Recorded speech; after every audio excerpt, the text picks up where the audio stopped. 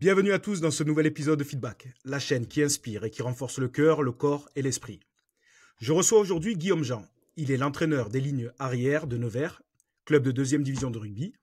Avec lui, on va parler du rôle de l'entraîneur, de la santé mentale, de la crise que traverse le rugby aujourd'hui et de sa vision pour l'avenir de ce sport. Guillaume, bienvenue et merci à toi d'être avec nous. C'est un grand plaisir, hein. Merci à toi pour l'invitation.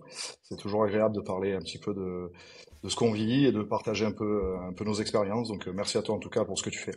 Bon, écoute, c'est un honneur, d'autant plus qu'on va dire la vérité. Tu m'as entraîné pendant de nombreuses années à Nevers et on a gardé le contact.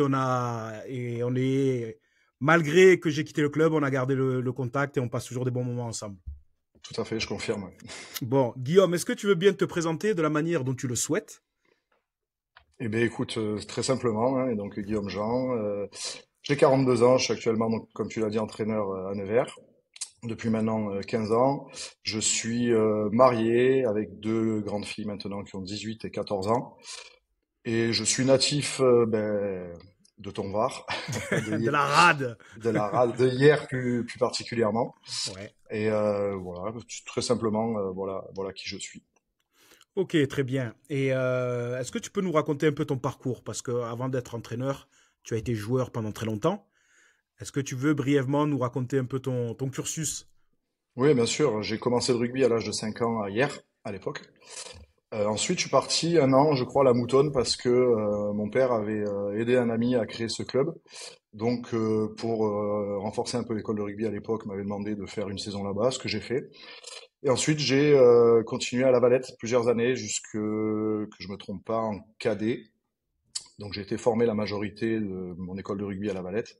Puis je suis Formé parti à ou Toulon. déformé à la Valette? Ouais, non, Formé. Je formé, formé. rigole, je Ouais, rigole, oui, je les garde dans le cœur toujours la pigne. bien sûr. Et derrière ça, donc je suis parti à Toulon en Crabos Réchelle jusqu'à 20 ans. Et à 20 ans, je suis parti à Pau. Donc je me suis émancipé à cet âge-là.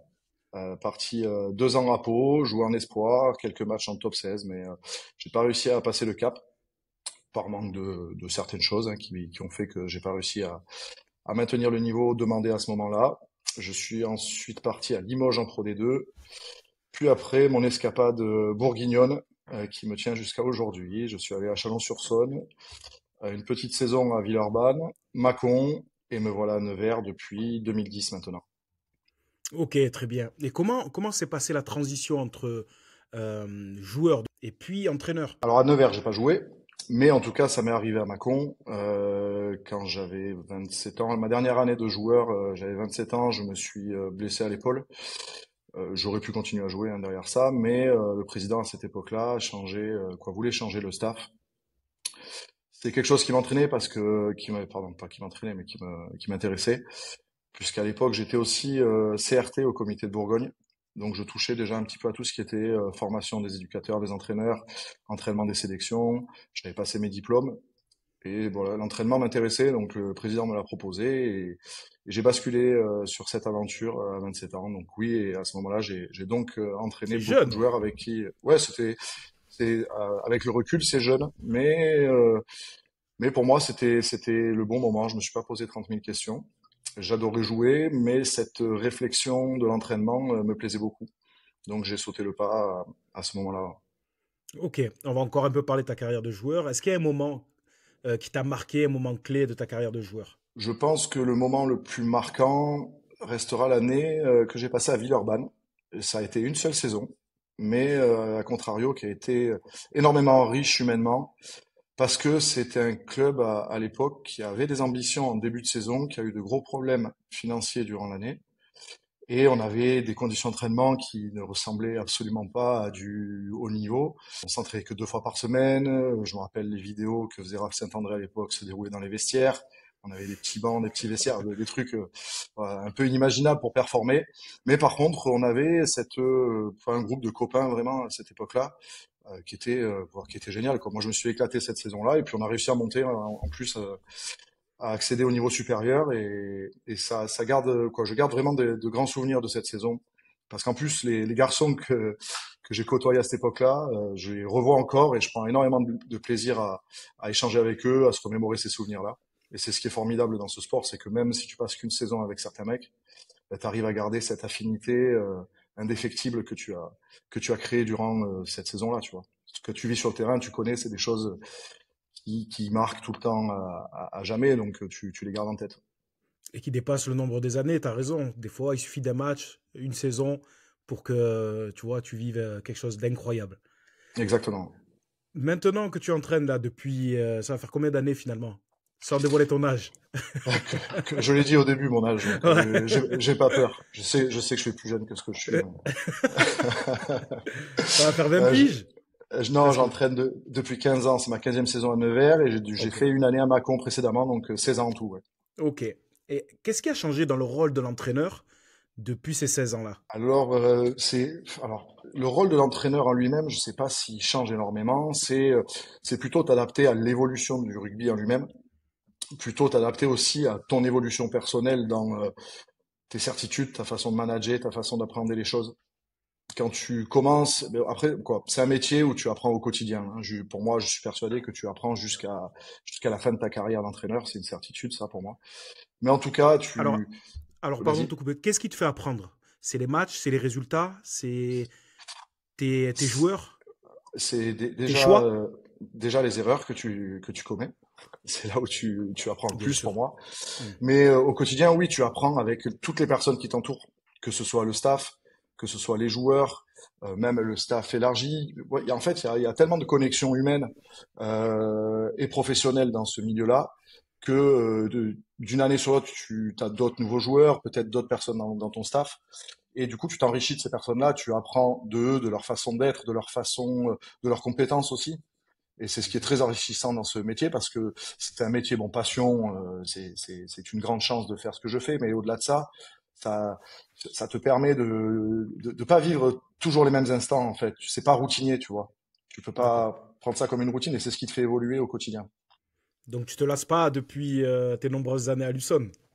Non, après, c'est toujours pareil. Il y a eu des challenges qui ont été apportés aussi parce que quand ça fait autant de temps, c'est difficile de te challenger tout le temps, tu vois, sur des objectifs Ouais. différents, et ça a été le cas depuis ces nombreuses années. Après, c'est aussi, est-ce que les autres se lassent pas de moi? C'est aussi une question, ça. C'est vrai, t'as raison. Ouais. Mais tu parlais du changement des rapports humains, etc. Mais il y a aussi la technologie qui est omniprésente maintenant.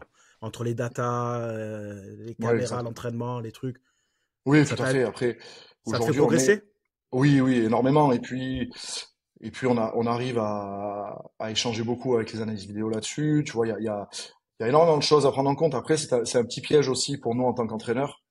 La vidéo, je sais que avant, je faisais beaucoup trop de vidéos, que ce soit personnelles ou envers les joueurs, un nombre J'ai pas dit ça. d'informations. Non, J'ai mais pas- je le sais, mais j'en suis conscient. Parce Oui. qu'en tant qu'entraîneur, on va peut-être y venir, mais tu maîtrises pas tout. Hmm. Tu maîtrises pas tout, mais toi, On tu va veux en tout parler. maîtriser au début. Au début, tu veux tout maîtriser, donc tu veux passer absolument à côté de rien. Donc tu vas donner 60 000 infos à tes joueurs, qui eux là-dessus, ils vont, au lieu d'en garder, je sais pas moi, deux ou trois qui sont primordiales pour le match, ou pour leur progression, ou pour la performance de l'équipe, ben, tu les as noyés dans un flux d'informations tellement énorme ben, qu'ils ont rien acquis de ce que tu leur as donné. Et ça a été une de mes grosses erreurs dès le départ, parce que tes joueurs, tu maîtrises plus de choses qu'en tant qu'entraîneur, même si tu maîtrises pas tout, mais tu es acteur en tout cas. Mais quand tu passes entraîneur, tu as envie encore tu vois, d'influer de par ton rôle sur la performance de tes joueurs. Et par l'expérience, par aussi de la lecture, par certaines choses, ça te permet de comprendre que ben, tu peux pas tout maîtriser. Essaye de maîtriser ce qui est dans ton champ de compétences du mieux possible. Et après, ça reste des hommes, les joueurs restent des hommes. Le sport n'est pas une science exacte, donc voilà, comme je dis, essayons de maîtriser ce qu'on peut maîtriser nous-mêmes. Ouais, exact, t'as raison. Il y a le maîtrisable et le non maîtrisable. C'est ça, en fait, pour toi, la grande différence entre le joueur et l'entraîneur? Il y a Parce que quand le coup des- d'envoi est donné, est-ce que ça ne t'appartient plus, le résultat ne t'appartient plus, ou tu as encore des choses, des billes, oh, évidemment à la mi-temps, avec les conseils, etc. Mais qu'est-ce qui te reste finalement? Pour moi, le plus gros, les 80-90% du travail du coach, ils sont terminés, nous, dans notre planning hebdomadaire, il est terminé le mardi. puisque c'est là, non mais C'est c'est vrai. sans mentir, Hmm. parce que c'est là où tu as créé tes stratégies, tes options de jeu, les messages que tu voulais faire passer à tes joueurs. Après, c'est des petits, peut-être des petits détails que tu vas pouvoir apporter, mais ton influence sera bien moindre que ce que tu as essayé d'amener en début de semaine. Alors oui, pendant le match, tu as toujours aussi des joueurs qui sont demandeurs de les guider quand ils sont un peu dans le jus, tu vois, quand ils ont un peu moins de lucidité de par les Ouais. efforts consentis précédemment. Donc ils vont aussi avoir besoin d'aide un petit peu à des moments forts. Euh, Plus ça va avec le temps, moins plus j'essaie de me décrocher de ça, tu vois, de moins influer sur leurs choix, parce que ils ont besoin de faire les choix eux-mêmes et de pas trop les enfermer dans des carcans, tu vois, qui peuvent être néfastes aussi à leur évolution. Mais c'est vrai que notre travail est sensiblement fait majoritairement en début de semaine, sur notre D'accord, ok. influence en tout cas, je pense. Justement, j'allais te demander à quoi ressemble une semaine ou une journée type euh, pour toi. Je vais te parler plutôt de semaine parce que les journées, ça peut vraiment différer. La semaine, je vais te la prendre du lundi au dimanche, hein, très simplement. Vas-y. Le lundi, je vais aller vite, hein, parce que sinon on peut y passer des heures rien que sur ça. On a Le le lundi, en tout temps. cas, moi j'arrive au bureau entre 7h30 à peu près, hein, environ 7h30. Ouais. En fait, le travail de l'adversaire est fait en amont déjà. Et moi, je travaille à une semaine, à N-1, si tu veux, sur l'adversaire. Donc, tout est calé déjà en début de semaine avant. Et donc là, on a déjà le lundi, on fait très vite un débriefing sur notre match le matin, sur des focus forts qu'on se garde sur l'année, sur lesquels on doit progresser constamment. Donc ça, c'est assez simple. Et on passe très vite ensuite sur les lancements prévus pour l'adversaire, de la clarté le matin, de la muscu, entraînement l'après-midi, ça c'est une journée du lundi par exemple. Le mardi matin, on a une matinée continue qui va de 8 heures du matin à 13 heures environ. Et l'après-midi se consacre clairement aux entretiens individuels, des petits feedbacks à faire aux Merci pour joueurs la sur la semaine. dédicace. Ouais. Tu l'as vu? Pas préparé pourtant. Ouais. Donc on utilise ça le mardi après-midi. Le mercredi, c'est plutôt une journée, on va dire off terrain, mais préparatoire justement. Moi, je me sers beaucoup du mercredi pour préparer l'adversaire de la semaine d'après. Tu vois, ma journée, elle est vraiment basée là-dessus. Prendre un peu de temps aussi pour mes filles l'après-midi. Et le jeudi, on repart sur une journée assez complète, pas trop pour les joueurs, mais plus pour nous. Les joueurs ont un peu de clarté le matin et de muscu. L'après-midi, c'est la mise en place avec quelques ateliers, voilà, deux, trois choses comme ça. Et vendredi, journée match. Et donc nous, l'avantage qu'on a en Pro D2, c'est qu'on joue très souvent le vendredi et ça nous laisse le week-end libre. Le Ok. week-end libre, il n'est pas vraiment libre dans sa totalité parce que ça nous permet quand même d'être en famille, de pouvoir faire les choses avec nos familles. Mais j'ai constamment, quand je suis à la maison, l'ordi ouvert, puisque tu as joué le vendredi, donc il faut que tu fasses ton retour du match sur ton match à toi, plus tu as le dernier match de l'adversaire qui vient de tomber, que tu dois analyser aussi. Et le lundi matin, quand tu arrives, tout doit être prêt si tu veux. Donc tu as aussi un travail le week-end qui est pas visible, mais qui est à domicile, et qui est visible par ta famille en tout cas. Hmm. Voilà un petit peu pour te résumer l'idée d'une semaine, comment nous on l'aborde en tout cas. Ok, même pour les joueurs, en général, le week-end, c'est la récup aussi. C'est pas vraiment un Oui, oui, week-end oui. totalement off. Bah, en tout cas, eux, ils ont cet esprit qui est moins pris dans notre analyse à nous, tu vois, l'analyse qu'on a le week-end Bien sur notre sûr. match, sur les derniers matchs adversaires, eux l'ont plus. Et c'est important pour eux aussi de pouvoir vraiment penser à autre chose dans ces moments-là. La santé mentale, quoi. Ça sera un sujet, j'imagine, mais la santé mentale des mecs On va en parler, est évidemment. primordiale. Ouais. Quelles sont, selon toi, les qualités indispensables pour être un bon coach? Alors, je sais pas s'il y a des bons coachs ou des mauvais coachs, comme les chasseurs, le bon chasseur et le mauvais chasseur, mais dans le collectif, enfin, dans le rugby, il y a le collectif qui est hyper important. Et moi, durant mon parcours, les bons coachs, je les ai pas forcément trouvés au plus haut niveau. Ça peut surprendre, Mm. mais voilà. Selon toi, quelles sont les qualités fondamentales pour être un bon coach? Alors, c'est une Tu vas me question dire quoi? qui Avoir la meilleure est... équipe? Est-ce que c'est avoir la meilleure Non, équipe et gagner tous les matchs? non, non, non, je suis pas gagner les matchs, ça aide, hein. Mais je suis pas persuadé. Pour Évidemment. moi, le jugement d'un bon entraîneur n'est pas forcément lié au résultat, mais bien sûr que le résultat, quoi, comment te dire, c'est l'image que ça renvoie. Mais Hmm. ça peut être aussi très étroitement lié à tes compétences, hein. Tu vois, mais c'est dans l'autre sens c'est pas forcément toujours vrai. C'est une question qui est difficile parce qu'elle est c'est vraiment pas simple d'y répondre précisément. Mais aujourd'hui, être un bon entraîneur, quoi, il y a plusieurs facteurs. Il y a bien sûr tes compétences en tant qu'entraîneur terrain, on va dire, tu vois, cette chose visible au quotidien, dans tes idées, dans ta façon de réguler, dans ta façon de corriger les mecs, en tout cas de faire évoluer tes joueurs et ton équipe précisément, parce que le joueur individuellement doit avancer, mais l'équipe doit avancer ensemble, est quelque chose d'important, bien sûr. Si tu n'as pas ça, pour moi, c'est difficile d'être performant, en tout cas en tant qu'entraîneur. Mais je suis pas sûr que ce soit la plus grande partie qui permette d'être efficace, efficient en tant qu'entraîneur. Aujourd'hui, on a 45 mecs à peu près à la louche hein, à coacher, Mhm. et on a 45 profils psychologiques totalement différents dans une équipe. Et pour moi, être un bon entraîneur, c'est amener, je dirais pas 100% parce que je suis pas sûr que ce soit faisable, mais la majeure partie de ton effectif à leur maximum de performance pour l'équipe. On est dans un sport qui prend énormément maintenant de place dans les médias, dans son importance en France. Ça engendre aussi des comportements qui peuvent être un peu plus individualistes hein, de nos jours, et ça va avec ces phénomènes sociaux aussi. On va en Euh, parler. ouais, et du coup, si tu veux, je pense que notre rôle en tant qu'entraîneur, c'est aussi d'être capable de faire passer ces, allez, ces rôles, c'est pas ces rôles, mais ces points de vue individuels du joueur, tu vois, cette volonté de performer individuellement avant que l'équipe gagne. Et ça, je pense que tous les entraîneurs le rencontrent aujourd'hui. Et ça, justement, alors tu l'effaceras pas.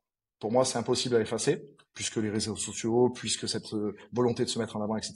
Mais il faut être capable qu'ils la mettent dans la performance de l'équipe et dans ce résultat collectif.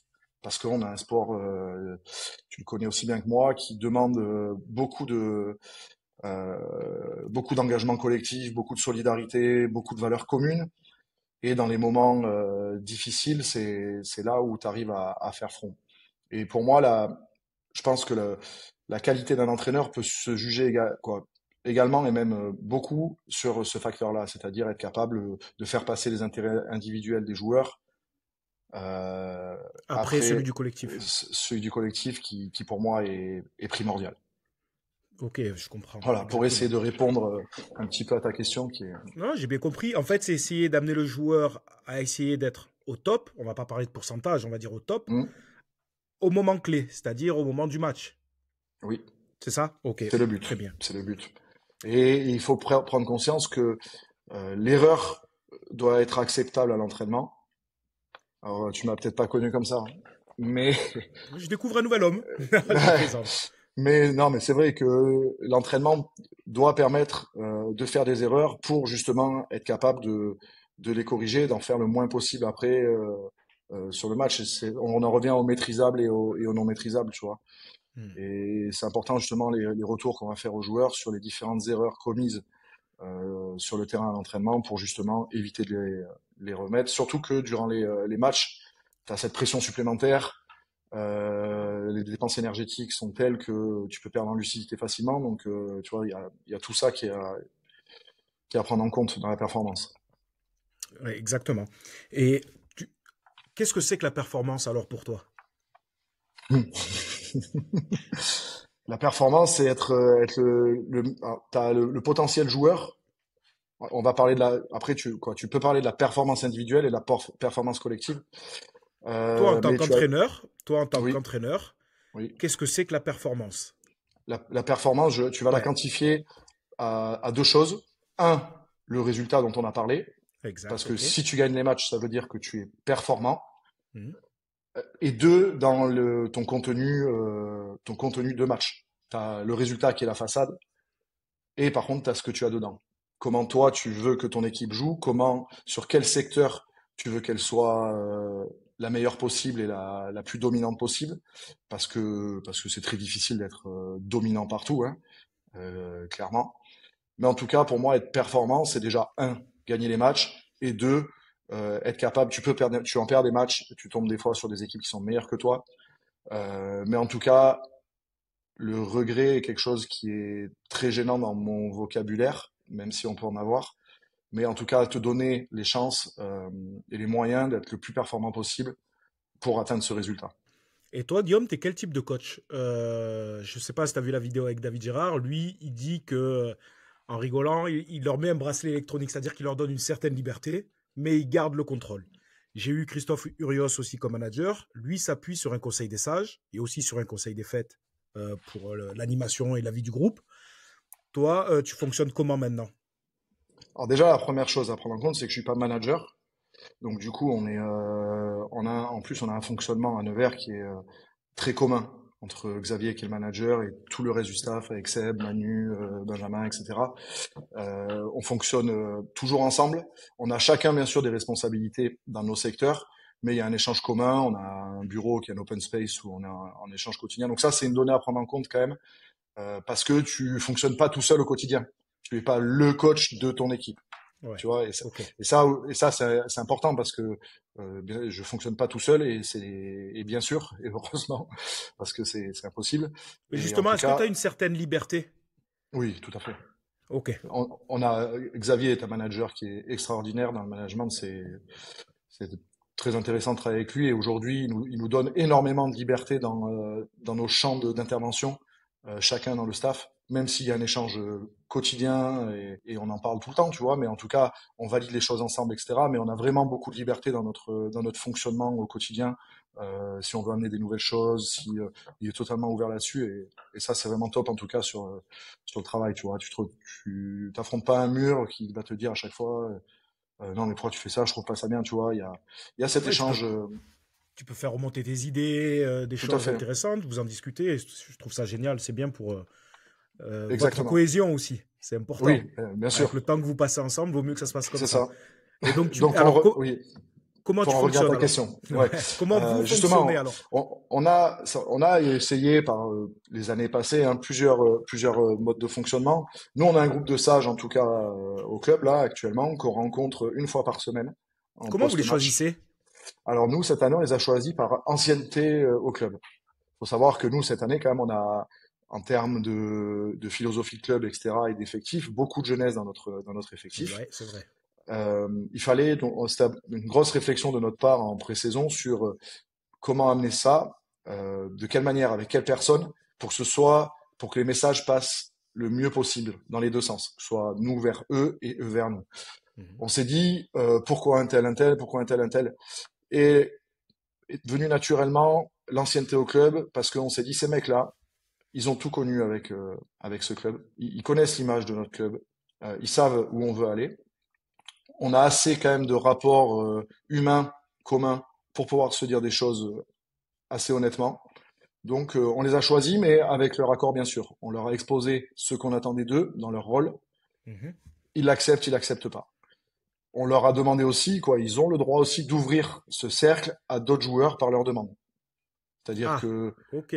ce n'est pas fermé. Nous, c'est notre socle, si tu veux. Ils sont 6, un par ligne. On a pris le plus ancien première ligne, le plus ancien seconde ligne, le plus ancien troisième ligne, le plus ancien 9-10, plus ancien centre, plus ancien troisième rideau.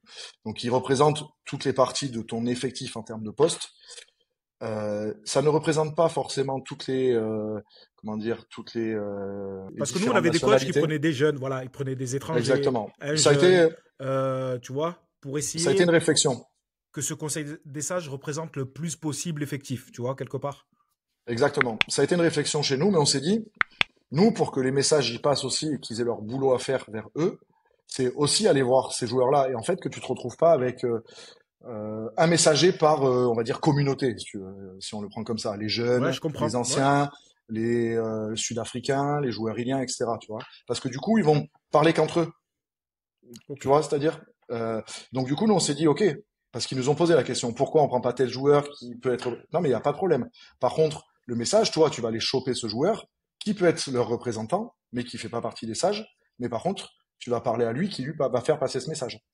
Et si tu veux le faire rentrer dans ton groupe de sages parce que vous sentez vraiment ce besoin, vous nous le faites pas, vous nous en faites part et il rentrera sans problème. Tu vois, c'est toute une question de discussion. Nous, on a mis un socle et après, s'il y a des besoins différents de la part des joueurs, eh bien, on peut échanger là-dessus avec toujours dans la tête la performance de l'équipe. Et, Il faut pas s'occulter ça de la tête. L'objectif, c'est que l'équipe soit performante. et c'est vous fonctionnez avec ce conseil-là par bloc ou c'est à l'année? Non, c'est toutes les semaines. En Ok. fait, on a instauré le lundi matin, c'est-à-dire on a joué le vendredi, ils se sont pas vus du week-end. Ils peuvent s'échanger, bien sûr, par WhatsApp Tu te pendant doutes le bien week-end, qu'ils le font quand même. bien sûr. Et nous, le lundi matin, il y a un horaire précis où ils se voient entre eux, les sages. Derrière, on les rencontre, nous, pour qu'ils nous disent un peu, qu'ils nous donnent un peu la température post-match. Tu vois, comment ils ont senti le match. S'il y a eu d'autres problèmes en amont du match, je sais pas, il peut y avoir n'importe quoi, hein, sur la préparation du match, sur des choses comme ça. Nous, on échange avec eux sur peut-être des messages à faire passer à l'équipe, et ensuite, eux rencontrent l'équipe. C'est des réunions qui durent 10 minutes chacune environ, c'est pas très long. Mais en tout Mhm. cas, nous, on essaye de faire passer les messages aux sages aussi, qui eux rencontrent l'équipe derrière, surtout sur comment aborder la semaine et le match qui arrive. Puisque derrière, on a une vidéo collective où nous, on fait un retour de match, tu vois, précisément. Ok. Donc voilà, dans l'idée, si tu veux, on veut pas influer trop, nous, en tant qu'entraîneurs, toujours être les messagers directs. Tu vois, on a voulu vraiment insister sur un peu plus de responsabilisation de l'équipe et des joueurs cette saison, Mhm. parce qu'on a senti l'année dernière qu'on était un peu trop dans l'accompagnement, et du coup, ben, ça se ressent un peu des fois sur le terrain, tu vois, ou sur certains choix, ils t'attendent un Bien petit peu, sûr. ou ils ont un peu de mal à prendre des initiatives de leur propre chef. Du coup, on a voulu un peu plus les responsabiliser, quitte à ce que ce soit un peu difficile hein, au début, parce qu'il faut un peu se faire violence quand t'as pas l'habitude. Mais voilà, pour nous, il faut qu'ils se responsabilisent dans ce sens-là. Ok, très bien. Et C'est une partie, pardon, de notre fonctionnement dans les relations, si tu veux, joueur-entraîneur. ok. Et donc ce conseil-là, c'est aussi un conseil qui te fait remonter les choses qui les ont gênés, des choses comme Hmm. ça. Est-ce que t'as pas peur, au final, de trop écouter tout ce qu'ils ont à dire, de devoir trouver des solutions à des problèmes qui n'existent pas forcément? Comment tu gères ça? Comment vous gérez ça avec votre Ben staff? c'est pour ça qu'il faut bien choisir tes hommes. Parce que si tu choisis bien, je pense, hein, si tu choisis bien tes hommes dès le départ, tu vas avoir des hommes sensés qui vont être capables de D'accord. trier aussi certaines choses dans l'utile et le non utile. Je vois très bien ce que tu dis, hein, Hmm, c'est un risque hein, de toute façon. Euh, t'es- en- Tu peux avoir plusieurs types de management, hein, un management autoritaire, dictatorial, qui va te laisser aucune part au joueur dans sa façon de s'exprimer, et d'en donner ouais. ses idées au quotidien. Ça peut arriver, ça peut fonctionner. En fait, pour moi, il n'y a pas de vérité. Ouais, ce que j'allais Mais te dire. C'est pas forcément bon ou mauvais, hein. Il y a pas, je sais pas non, s'il y a une vérité. non, Ça je dépend pense de ton pas. groupe. Exactement, ça dépend Hmm, de toi déjà, en tant que aussi. coach, Ouais. comment tu vois les choses et comment tu veux être. Ça dépend de ton groupe en face de toi. C'est sûr que si c'est le bureau des pleurs toutes les semaines où au lieu de parler de ce que tu as fait sur le terrain, de ta semaine d'entraînement, de comment tu vois le match suivant, etc., mais que t'as que, je sais pas, l'eau de la douche était pas assez chaude, tu, tu vois, tu t'en finis plus. Mais aujourd'hui, c'est pas le cas, et c'est pour Hmm. ça que c'est important aussi de choisir les hommes avec qui tu vas échanger, en visuel bien sûr, d'avoir les informations les plus pertinentes possibles dans la volonté de performer. Je reviens toujours à ça. L'important, c'est que l'équipe soit Ouais. performante. Tu vois, c'est ça.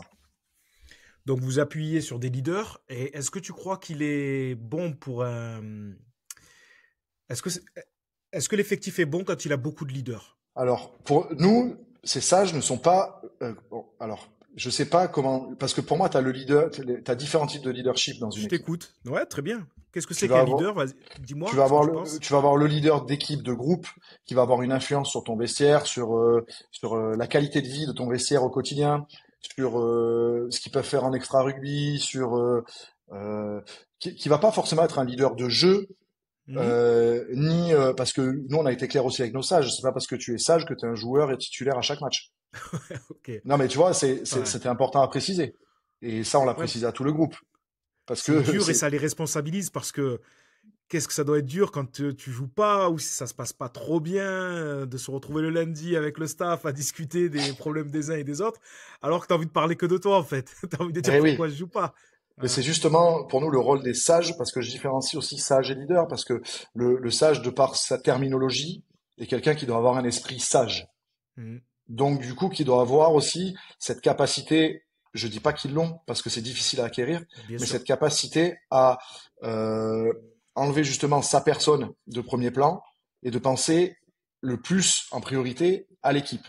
Donc c'est quelque chose de très difficile, surtout en plus quand si t'as pas beaucoup de temps de jeu, ça peut arriver. Ou t'es blessé, c'est le cas en plus de certains de nos sages, tu vois. Donc, mais en tout cas, eux, même en étant blessés, justement, ça les oblige à s'intégrer dans l'équipe et avoir ce rôle de, euh, de, de modérateur, de reprendre la température, d'activer certains leviers sur l'équipe, tu vois, de vraiment être nos liens un petit peu là-dessus. Et après, en termes de leadership, tu vas avoir plutôt le leader de jeu que nous on rencontre aussi beaucoup chaque semaine, hein. Les leaders de jeu du match, avec qui on peut prévoir certains scénarios de match pour les faire un petit peu réfléchir. Qu'est-ce qu'on fait sur le terrain à ce moment-là s'il se passe ça? Tu vois, qu'on n'ait pas des surprises.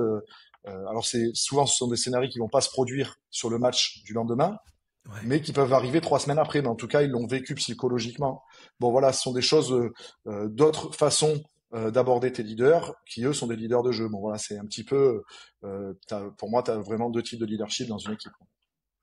Ouais, c'est ça. En fait, tu as les leaders et tu as les soldats. Je pense que pour qu'un effectif ou un groupe fonctionne, tu peux pas avoir que des chefs. C'est pas possible. Non, Et non, j'ai bien totalement. compris que Sage, c'était pas chef et qu'il y avait différents types de leadership. Donc ça, Tout à fait, ouais. c'est Tout à intéressant. fait. En plus, toi, vous travaillez beaucoup avec de jeunes joueurs. Oui. Comment tu essaies de leur faire passer, comment tu leur inculques la discipline de travail, le dépassement de soi et l'importance du travail régulier? Parce que c'est souvent des joueurs talentueux, mais qui oublient que le travail bat le talent. Eh bien, écoute, pour te contredire, Ah, je parce, t'écoute. parce que je suis d'accord sur les généralités avec ce que tu dis, Ouais, mais nous, on a la chance d'avoir l'inverse de ce que tu dis au niveau de nos jeunes. Ce sont des bosseurs qui veulent progresser à chaque instant, qui génial. sont intéressés par tout. Moi, en pré-saison, cette saison-là, j'ai jamais autant travaillé sur l'individu depuis que j'entraîne. Parce Ok, que j'ai des mecs en face de moi qui, tous les jours, tous les 2 jours, envoient un message. Est-ce qu'on peut se voir demain? génial. Fais-moi un retour vidéo. Et là, en fait, si tu veux, c'est des gamins de 20 à 22 ans qui sortent pour la plupart de centres de formation. Qui aujourd'hui, les centres de formation sont énormément dans l'individualisation du joueur. Oui, Donc, ils ont ces habitudes-là maintenant. C'est-à-dire que après chaque entraînement, après chaque match, ils ont ce retour individuel de ce que j'ai bien fait, ce que t'as pas bien fait, ce que tu dois améliorer, etc. Donc, ils sont dans cette vision des choses-là, de vouloir toujours progresser individuellement, de bosser. Franchement, sur le travail, t'as rien à dire. Les mecs, ils veulent avancer tout le temps. Mais on a ce danger là et ce côté pervers qui peut arriver, c'est moi. Tu vois, je veux progresser moi. ouais, Tu comprends ce que je veux te dire? ouais. Pas Alors, au service de toi, en tant que l'équipe. coach, tu peux pas refuser ça. Au contraire, Hmm. il faut l'encourager. Tu peux que l'encourager. Mais il faut faire attention. Et après, ça, c'est notre rôle à nous lors de nos entretiens individuels qu'on propose. Chaque semaine, on voit 2, 3 mecs, 4 mecs par ligne, tu vois, en entretien individuel de 10, 15 minutes. Ça nous permet aussi, au-delà de dire, t'as fait sur le match, ça a été intéressant ça, un peu moins ça, faut que tu corriges ça, mais aussi des fois de recadrer certains points sur ton objectif personnel, sur comment tu te vois dans l'équipe, sur, tu vois, toutes ces choses-là Mhm. qui pour moi sont primordiales parce que on en revient à ce qu'on disait tout à l'heure. La performance individuelle, elle sera très importante que si elle est au service du collectif et pas inversement. Et aujourd'hui, on a ces jeunes-là qui sont en demande perpétuelle de progression, mais il ne faut pas qu'ils soient auto-centrés au quotidien parce que ça peut être vraiment un côté pervers dans la performance collective. Je comprends. Non, je te demandais parce que j'ai discuté avec un entraîneur qui me disait que lui préférait travailler avec des jeunes joueurs parce qu'ils étaient customisables. C'est-à-dire que tu peux les modifier, tu peux encore les transformer, les faire évoluer, progresser. Alors que quand tu Ils ont un travailles peu moins de avec des certitude. joueurs, voilà, exactement, c'est tout à fait ça. Quand tu travailles avec des joueurs plus anciens, ben, ils ont tendance à vouloir rester sur leur certitude, justement. Mm. Ben là, après, c'est un autre volet de notre boulot. C'est accepter de te faire challenger par des mecs aussi. Ouais. C'est-à-dire qu'en vidéo, bah, tu vas dire, je sais pas, un ou 2 trucs et qui va te dire non, mais moi, je suis pas forcément d'accord avec ce que tu dis. Ok, eh ben, allons-y. Et là, tu peux argumenter et échanger. Et ça peut être un peu néfaste dans ce côté-là, où c'est-à-dire que tu vas avoir des mecs qui ont des certitudes et qui veulent pas en changer. Ouais. Mais après, à nous d'être bons et de trouver les arguments et être capable de justement modeler ces mecs peut-être peu modélables au départ pour leur rentrer un peu dans la tête et qu'ils aillent dans ton sens et les amener petit à petit dans ce que tu veux qu'ils comprennent. Tu vois, parce que c'est surtout de la compréhension de leur part, parce que dans le rugby, dans le sport, dans l'éducation, euh, le pourquoi est toujours plus intéressant du comment, hein, quoi. En tout cas, pour moi, c'est plus constructif d'entamer le pourquoi avant de donner le comment. Et ces joueurs-là qui ont peut-être des certitudes, si le pourquoi, tu arrives à bien leur expliquer, même si on peut avoir des avis divergents, hein, ça va arriver avec que ce soit des joueurs, avec d'autres staffs, etc. Mais les arguments doivent s'entendre en tout cas, de part et Ouais. d'autre. Et après, trouver le meilleur compromis possible pour aller dans un sens et dans l'autre, pour fonctionner du mieux possible ensemble, dans un chemin qui ira dans la même direction. Ok, compris. Je dis pas que Donc c'est j'ai bien. simple, hein. Non, c'est sûr. J'ai bien compris que les joueurs progressaient, mais comment toi tu progresses? Est-ce que bon, tu m'as expliqué que c'est en faisant les bilans, en faisant des analyses sur ce que tu aurais pu apporter de plus ou de mieux. Il y avait le résultat aussi qui jouait un petit peu. Est-ce que il y a un entraîneur qui t'inspire? Est-ce que tu t'inspires aussi de ce qui se fait ailleurs? Est-ce que tu voyages pour aller voir ce qui se fait dans d'autres pays? Oui, oui, tout à fait. Moi, quoi, je pars du principe que comme je l'ai dit tout à l'heure, c'est un métier où tu apprends tout le temps et que j'ai encore beaucoup à apprendre et beaucoup à m'enrichir des autres. J'en suis persuadé et j'ai déjà, je suis déjà allé visiter certains clubs en France, comme beaucoup d'entraîneurs le font, hein. C'est très intéressant. Et puis les gens qui nous ont accueillis ont été très ouverts et ont partagé certaines choses avec nous. Ils n'étaient pas dans l'obligation de le faire. Et en tout cas, moi, ça m'a beaucoup apporté. Et récemment, j'ai pu aller en Irlande, passer une semaine en immersion au Munster. D'ailleurs, je remercie énormément Graham Rowntree, qui est le manager, et Mike Prendergast, qui a été l'entraîneur de l'attaque à Grenoble, au Racing, au Stade Français, avec qui j'avais noué certains liens quand il était en France, et qui m'a accueilli là-bas pendant une semaine. On a été formidablement accueillis par le staff, par les joueurs, par ces gens-là. C'est génial parce Vas-y. que, pardon, mais en fait, parfois on pense que l'entraîneur a un ego tellement surdimensionné. Bon, il a besoin de cet ego aussi, hein, certainement, hein, mais qui veut pas partager ses clés, ses secrets, tu vois, ses méthodes. Il veut garder ça pour lui. Mhm. Et en fait, pas tous. Il y en a qui acceptent et Ah, qui ouvrent Ah ben ses là, veines. clairement, c'était en plus ma volonté, c'était vraiment de faire une semaine complète, c'est-à-dire du J1 au match, parce qu'en plus l'avantage qu'il y avait, c'est que le vendredi soir, ils recevaient leur quart de finale du RC contre les Ospreys, je crois. Et du coup, tu vois vraiment tout le cheminement de la construction de la semaine. Et tu es H24 avec quoi, pas H24, on dormait à l'hôtel quand même tranquille, mais euh, tu es tu es du matin Quasiment, ouais. à la fin de journée avec eux dans leur bureau en train d'échanger. Il y avait Denis Limy aussi, un ancien troisième ligne du Munster, du Leinster international irlandais qui entraîne la défense, qui a partagé des choses, même si la défense n'est pas mon secteur, qui a partagé des choses, ces mecs-là, en plus, ils attendent pas que tu ailles leur poser des questions, tu vois. Ils viennent vers toi directement en disant, est-ce que tu veux que je t'explique ça? Est-ce que tu veux que je Ouais, t'explique comment on génial. fonctionne? Et si tu veux, en tout cas, dans l'accueil, dans l'atmosphère et dans la culture différente de nous, c'est très enrichissant et c'est génial à vivre. Et je le conseille à tout le monde de pouvoir vivre ces choses-là parce que moi, en tout cas, je suis revenu avec beaucoup d'expérience grâce à cette semaine-là, même si tout n'est pas transposable de leur culture à chez nous, parce qu'on reste des Français et eux ce sont des Britanniques, donc c'est deux cultures absolument différentes. Mais en tout Mhm. cas, j'ai appris beaucoup de choses rien que durant cette semaine et j'aimerais le réitérer dans d'autres pays, voire dans l'hémisphère sud si j'en ai l'occasion. Après, il nous faut du temps, hein, c'est jamais simple. Mais la dernière, on s'est pas qualifié, donc j'ai eu ce temps-là de pouvoir partir une semaine. Mais c'est Bon, ma ben femme voilà, qui t'as la m'a. clé. T'as Oui, la non, clé. Non, je je préfère me rigole. qualifier. C'est ma femme qui Je m'avait rigole. conseillé de partir à l'étranger, tu vois, vu que j'avais un peu de temps. Et j'ai dit, c'est une très bonne idée, merci, parce que voilà, je me suis éclaté en tout cas. Et est-ce qu'il y a un entraîneur qui t'a inspiré ou qui t'inspire? Je peux pas dire un entraîneur, en fait, c'est dans ta carrière que ce soit de joueur ou d'entraîneur, tu côtoies différentes personnes qui vont t'apporter différemment. Moi, j'ai des mecs, quoi, en tout cas, quand j'étais en tant que joueur, ça a été tout ce qui m'a construit, en tout cas, construit en tant que joueur, en tant qu'homme, parce que finalement, tu passes du temps avec ces gens-là quand même, et du coup, ils te construisent aussi en tant qu'individu dès le départ. Ouais. Et j'ai eu des mecs à la Valette comme Marc Forazipi qui était un de mes premiers entraîneurs. Marc Delmonte à Toulon, Marc Ravanello, c'est que des marques, hein, de toute façon, ne t'emmerde pas. Marc Ravanello aussi, tu connais. Et j'arrive à Je connais Pau, très je bien. rencontre Marc Marais aussi, encore un Marc, C'est dingue ça. ouais, c'est fou. Mais c'est bizarre, hein, mais c'est Ouais. et, euh, et Marc Marais donc à Pau aussi, qui était un mec extraordinaire humainement, le vrai Béarnais, tu vois. Très très bon art et c'était génial. Et après c'est surtout ce que tu construis après en tant qu'entraîneur au quotidien avec les personnes que tu côtoies. Tu vois, ça c'était la façade un petit peu joueur et ta construction en tant qu'individu dans ta jeunesse, etc. Et ensuite, c'est après bien sûr hein, dans ta l'éducation de tes parents, etc. Qui est formidable. Mais de là pour faire la transition en tant qu'entraîneur, tu vas côtoyer des personnes. Moi, ça fait 15 ans que je suis à Luçon, tu vois, et travailler avec des mecs comme Jean par exemple que tu as connu, à qui d'ailleurs j'adresse toutes mes pensées ainsi qu'à sa famille, Également. qui était une personne humainement d'une générosité incroyable.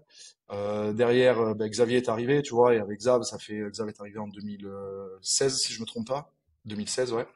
Donc du coup ça fait 9 ans, 8 à 9 ans qu'on bosse ensemble. Et pareil, c'est un mec qui est extraordinaire et je te parle pas des Seb avec qui je suis depuis 2015. Ça fait 10 ans qu'on bosse ensemble.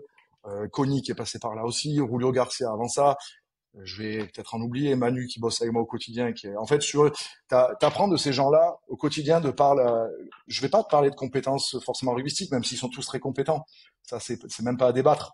Mais c'est de par ces qualités humaines, tu vois, dans ce sport aujourd'hui, tu l'as dit tout à l'heure, qui est de plus en plus égocentré.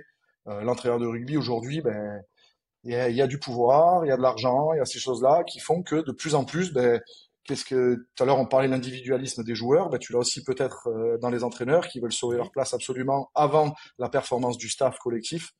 Et nous, on a cette chance-là à Nevers depuis que je suis depuis quelques années en tout cas, d'avoir cette solidarité incroyable au sein du staff. Et Xavier a été vraiment une pierre essentielle là-dedans parce qu'il s'est toujours entouré de personnes qui avaient justement pas un ego surdimensionné pour permettre d'entendre certaines choses et de se remettre en question. Et justement, ces valeurs que je te parlais précédemment, dont je te parlais précédemment, euh, humainement, c'est très enrichissant parce que dans les moments difficiles, si tu, on vit plus avec ces personnes-là de toute façon qu'avec nos familles, hein, ça faut bien Mm. s'avouer. Si dans les moments difficiles, t'as pas cette solidarité et que chacun se tire un peu dans les pattes, t'es mort. En tout cas, en tant qu'homme, ça te détruit. Et dans la qualité de ton travail et la qualité de l'équipe derrière ça, t'as tout détruit. Parce que une friction visible entre deux entraîneurs dans Eh un ouais, groupe va exact. créer une fissure qui va devenir un gouffre petit à petit. Et du coup, Et les ça va joueurs causer la vont perte de l'équipe. s'immiscer. Ben, oui, tu le sais. Donc c'est pour C'est ça ça. que avant la performance de l'équipe et la performance, qu'est-ce qu'un bon entraîneur? Moi, je te dirais plutôt qu'est-ce qu'un bon staff. Un bon staff, en tout cas, c'est un staff qui est solidaire. Ça, c'est la garantie. Déjà, ça ne veut pas dire que tu vas réussir, mais en tout cas, tu vas pas échouer à cause de ça. Tu vas Et pouvoir ça, travailler. mais en tout cas, tu bosses et tu bosses dans le même sens. Et l'objectif, quand tu as 45 joueurs et quand tu es 10 mecs dans le staff sportif, parce que c'est à peu près ce qui se passe aujourd'hui, si tu arrives à avoir ces 55 mecs qui vont tous dans le même sens et le même objectif, tu as réalisé une bonne partie du travail. C'est mon Ouais, avis et je sais qu'on en est chanceux ici en tout cas. ok. Mais c'est vrai, ce que tu disais, c'est que c'est pas le cas dans tous les staffs.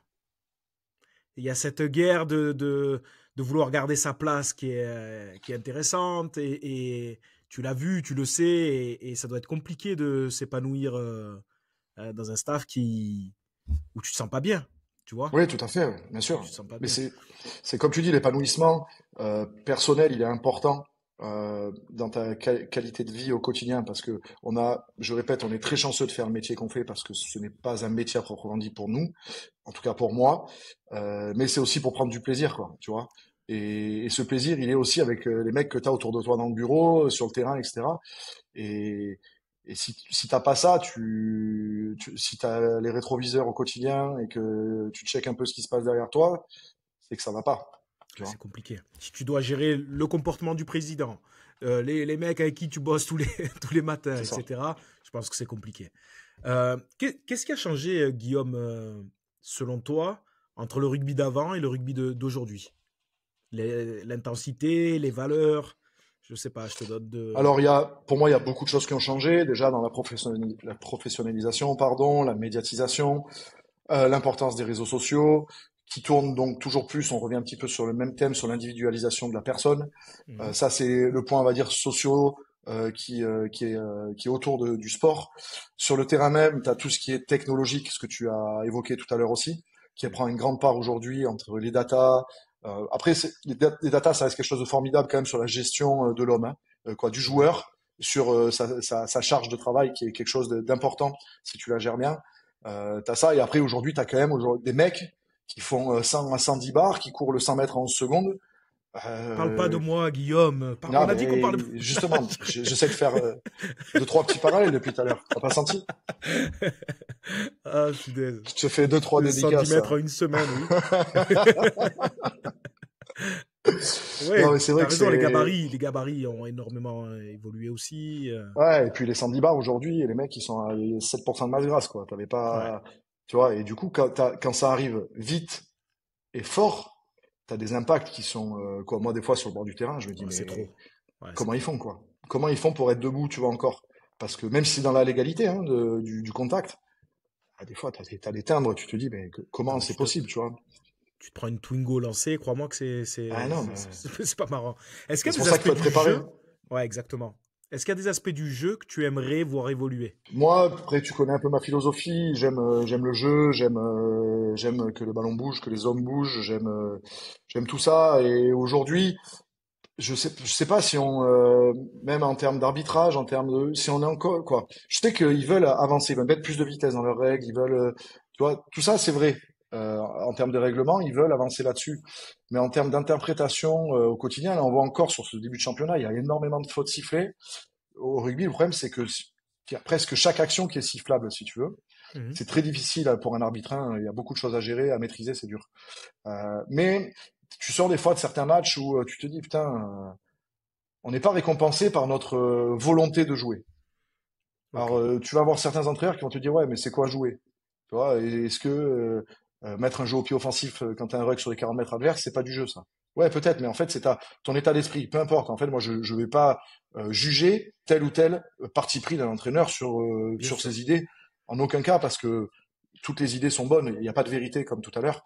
Mais en tout cas, la mienne, quoi. Pas ma vérité, mais mon idéologie et ce que je Ta prône, c'est philosophie. d'avoir ma philosophie, c'est d'avoir beaucoup de mouvements et de pouvoir utiliser, d'être en possession du ballon. Beaucoup, ça veut pas dire que les sorties de camp sont pas importantes, ça veut pas dire que la maîtrise des moments faibles est pas importante, pas du tout ça. C'est une philosophie. Mais justement, j'aimerais aussi que quand t'as des matchs où t'as vraiment clairement deux équipes qui ont deux profils différents, que t'es vraiment, je dis pas que l'arbitrage doit avantager une équipe. Je dis que ouais, on doit favoriser un peu plus le jeu. Et aujourd'hui, quand même, j'ai l'impression que ça avance quand même un peu dans le bon sens, parce que je vois quand même en top 14 certains matchs, il y a de plus en plus, on se régale de plus en plus quand même sur certains matchs de top 14 là, sur le début du championnat. Et ça va, je trouve que ça va dans le sens. Alors c'était un thème pour répondre à ta question, hein, sur ce que j'aimerais voir évoluer, mais ça reste en lien avec ma philosophie. Après, que voir évoluer, je sais pas. Moi, j'aimerais qu'on ait des bancs un peu plus élargis. Aujourd'hui, sans forcément faire rentrer tout le monde dans la règle, tu vois. Mais aujourd'hui, tu as 15 mecs, tu as 8 mecs sur le banc que tu peux faire rentrer, avec des mecs qui peuvent revenir en jeu. Maintenant, tu plus obligé de mettre des blessures. Tu as 4 mecs qui sont sortis qui peuvent revenir juste en coaching. Donc ça te fait déjà 12 changements gratuits. Euh, on amène toujours des suppléants, tu Mhm. sais, des mecs à qui tu vas faire 10 heures de bus aller, 10 heures de bus retour. Mais moi, ce que j'aimerais, et ça nous éveillerait un peu sur un côté stratégique aussi, c'est peut-être avoir un banc au lieu de 8, peut-être 12 joueurs, mais t'en fais rentrer peut-être que 6. Mhm. Tu vois, je sais pas, c'est des choses à réfléchir, mais en tout cas, tu trimbales toujours ces mecs-là parce que si t'as une première ligne de PT qui est Ouais, c'est ça. malade, Bien sûr. tu vas avoir besoin de ce mec-là. Mhm. Mais tu vois, c'est au moins d'avoir, quitte à faire bouger ces mecs, autant qu'il y ait une utilité. Et moi, je pense que ça peut être intéressant. Et en plus, je te dis, ça va éveiller aussi les côtés stratégiques des entraîneurs. Tu vas peut-être limiter ton nombre de changements en Ouais. termes de nombre, de quantité. Mais du coup, à quel endroit je fais mon coaching, pour quelle raison, dans Ouais, quel c'est but, stratégique. Ça tu sera vois? peut-être plus Et stratégique. Et ouais, mais du coup, ça va éveiller un peu plus nos sens dans ce sens-là, en termes de coaching et de stratégie. Et je trouve que la stratégie est quelque chose de sympa, en tout cas, et de très intéressant dans le coaching. Donc, pour moi, c'est une évolution. On en parle beaucoup, nous, entre nous aussi, ici, parce que c'est une vision commune qu'on a et moi, elle m'intéresse beaucoup. Ouais. J'allais te demander si tu pouvais changer une règle ou apporter une innovation dans le rugby. C'est vrai que ça serait intéressant, par exemple. Ouais, ouais, alors peut-être tout le monde sera pas d'accord avec moi, hein, et Oh, je c'est pas grave. l'accepterai, mais en tout cas, c'est ma vision. Ok, très bien. Oh, ben c'est génial, hein. Franchement, Guillaume, je te remercie parce que je me régale et je suis sûr que les gens qui regardent l'émission se régalent aussi. On va parler de santé mentale et de bien-être. Tu sais que c'est quelque chose qui est important pour moi, d'autant plus que je suis kiné maintenant. La santé mentale est un sujet qui reste souvent en arrière-plan. On est toujours dans le match, la compétition, les objectifs, et on oublie un petit peu ce que peuvent vivre les joueurs. Tu vois. Mm. Euh, d'ailleurs, avant de rebondir sur ça, je voulais te demander, on a parlé de performance tout à l'heure, est-ce que tu crois qu'on va arriver à des contrats de plus en plus courts? Parce que un joueur donne le meilleur de lui-même, et c'était mon cas, c'est pour ça que je te vois rigoler, quand il est au pied du mur. Est-ce que Oui, tu crois pas qu'on va arriver à un système, alors c'est pas dans l'intérêt des joueurs, évidemment, mais dans cette quête à la performance incessante, est-ce que tu crois pas qu'on va arriver à ce système-là? je sais pas si on va y arriver. Je pense que c'est en lien ta question avec justement la santé mentale. Mm, Parce que tu vas avoir plusieurs profils de joueurs. Tu vas avoir ceux qui vont être motivés justement par performer parce que j'ai la pression de ma fin de contrat et de par retrouver exemple. du boulot derrière, tu vois ce que je veux te dire? Ouais. Tu as ça. Tu vas avoir le joueur qui lui a besoin de confiance pour être bon. Et s'il est en perpétuel questionnement, qu'est-ce qui va m'arriver à l'avenir?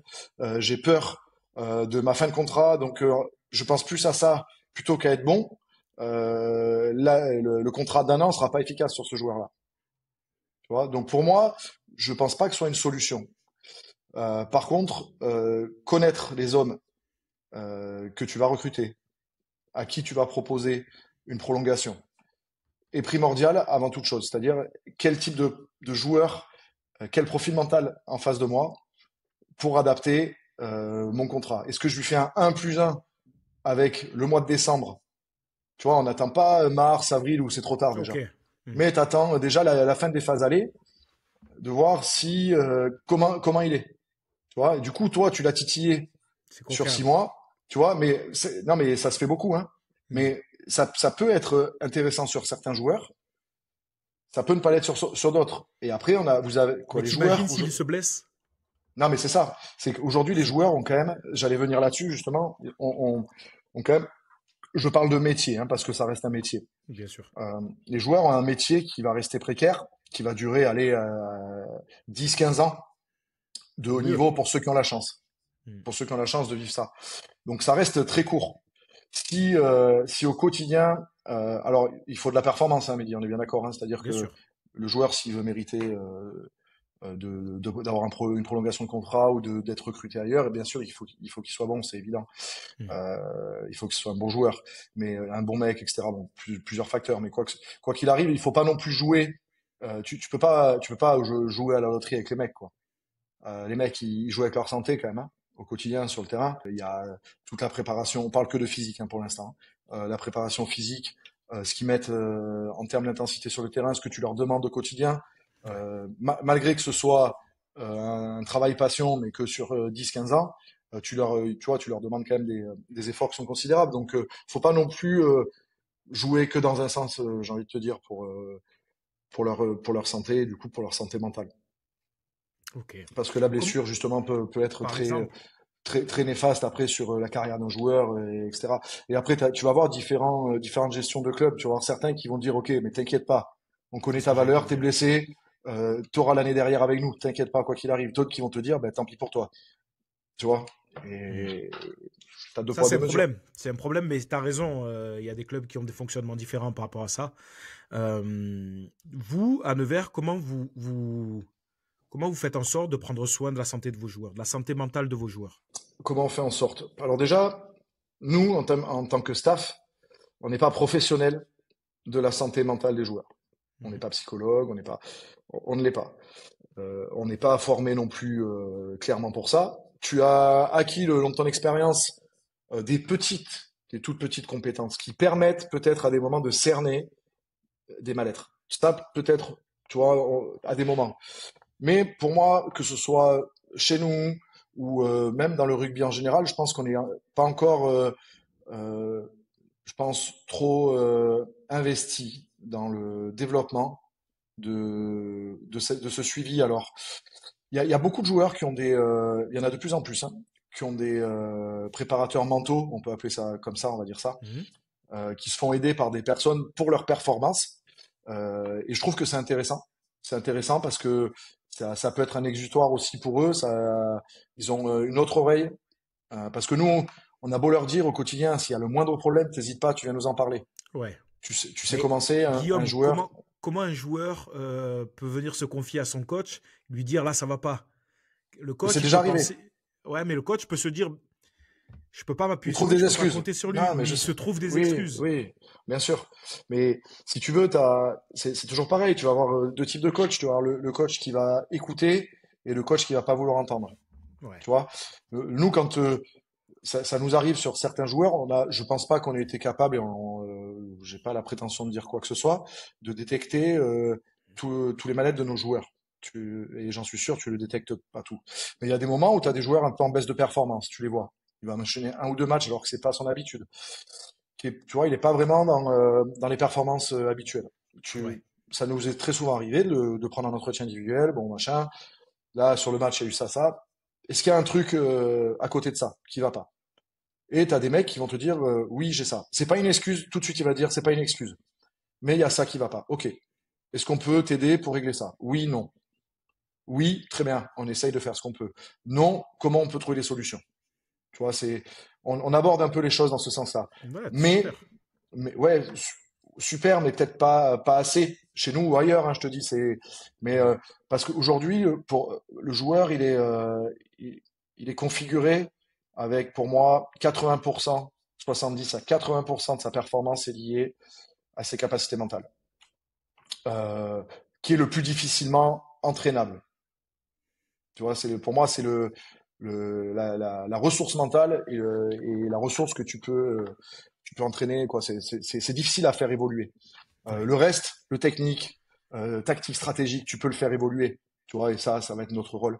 Le mental, quand je dis mental, je dis, là, maintenant, en termes de courage et tout, à ce niveau-là, t'as quasiment plus de problème. Et c'est la confiance en soi qui est, pour moi, quelque chose de majeur dans la performance du joueur. La confiance, elle se perd en un claquement de doigts, une demi-seconde, t'as perdu ta Ouais. confiance Ouais, sur un c'est vrai. événement.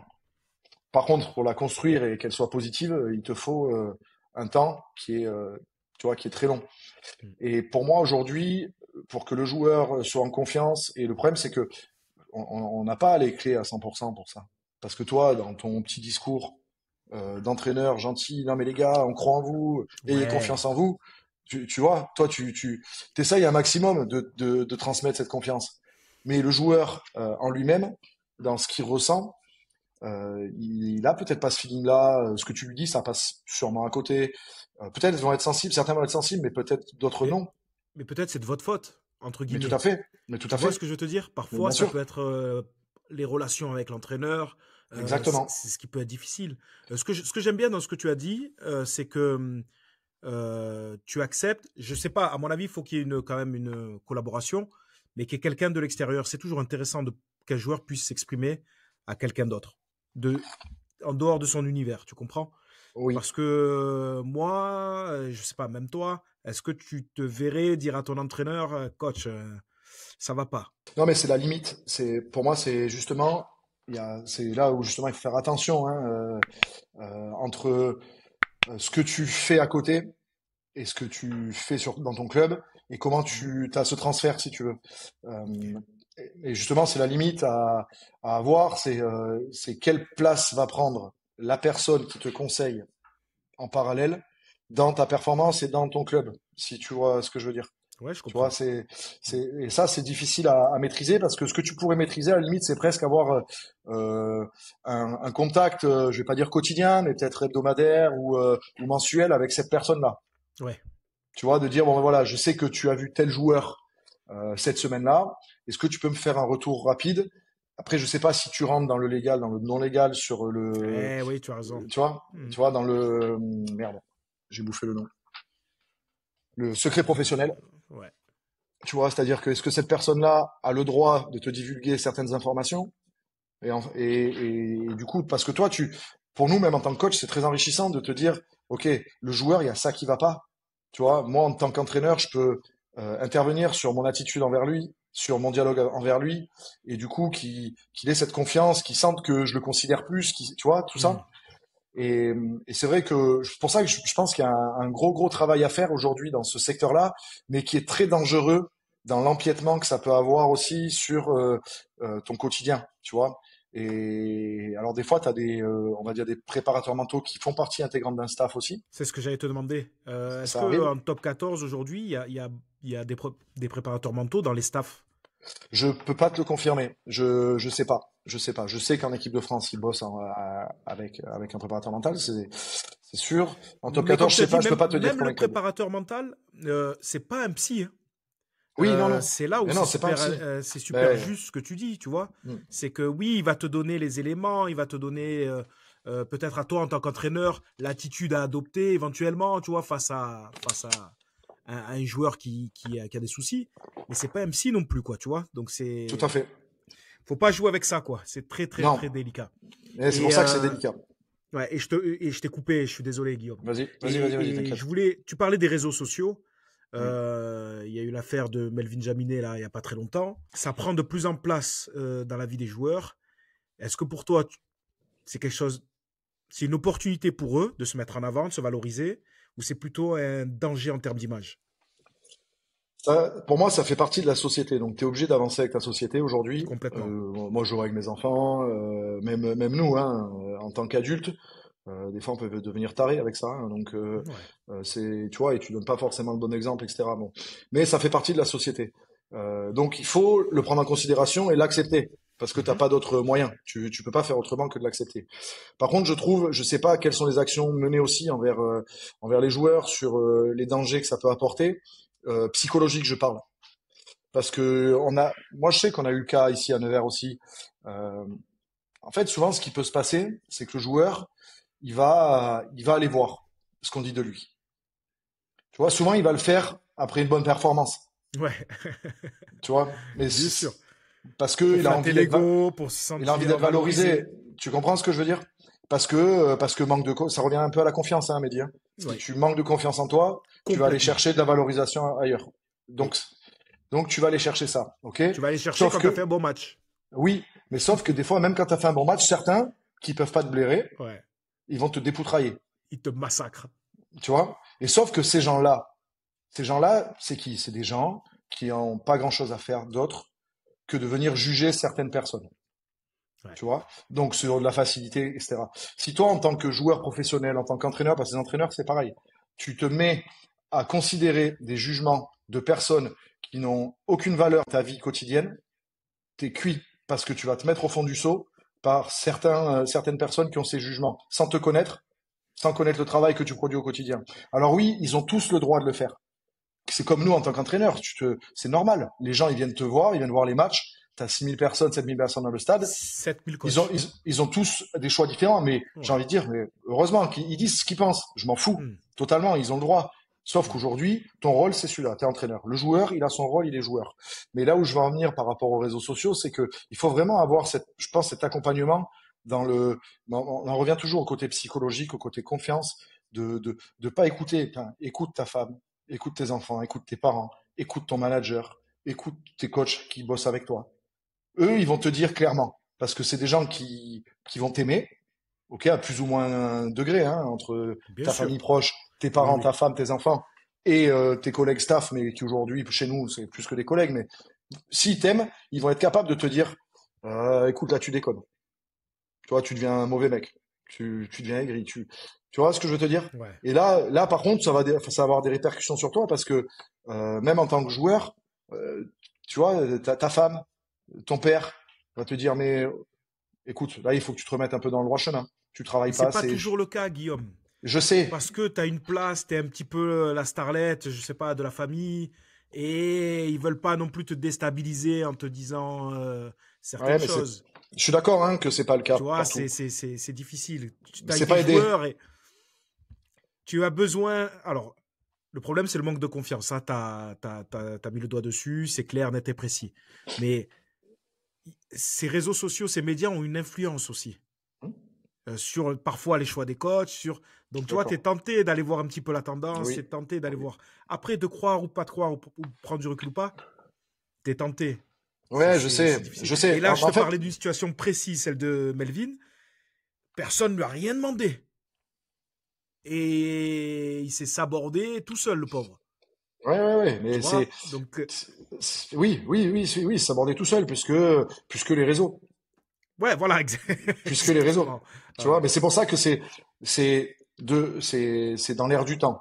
ouais. Je suis pas sûr que ça aille en diminuant. Au contraire, ça va augmenter. La technologie Non, augmente tellement vite que. ouais. Donc, il faut faire avec ça. Et moi, je pense que les joueurs professionnels aujourd'hui s'en servent aussi en tant que, tu l'as dit, promotion Oui, de leur personne, de leur image. Et pourquoi pas? Il n'y a pas de problème là-dessus. Mais pour moi, ça doit être très très encadré, très très encadré. Pour moi, les comptes des joueurs professionnels qui ont vraiment une image, parce que tu as des responsabilités. En tant que joueur professionnel, tu as des responsabilités d'image. bien sûr. Et pour moi, ça doit être géré par des personnes. Ça doit être géré par une personne qui va gérer ton compte Insta, ton compte, je sais pas quoi, peu importe, mais et du coup, qui va réussir à ton compte professionnel, tu vois, qui va être accessible, lui, à toutes les personnes. Parce que ce sont des comptes en général ouverts à toutes les personnes qui s'abonnent, qui se désabonnent comme elles veulent. Ton compte privé, c'est différent. Si tu vas avoir un compte privé qui est privé, tu le verrouilles, c'est toi qui acceptes les personnes. Tu vois? Et Ouais, ça, tu bien peux sûr. l'accepter qu'à tes proches.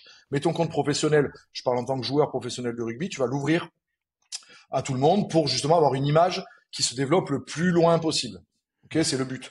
Mais justement, cette image, elle doit être que positive tout le temps.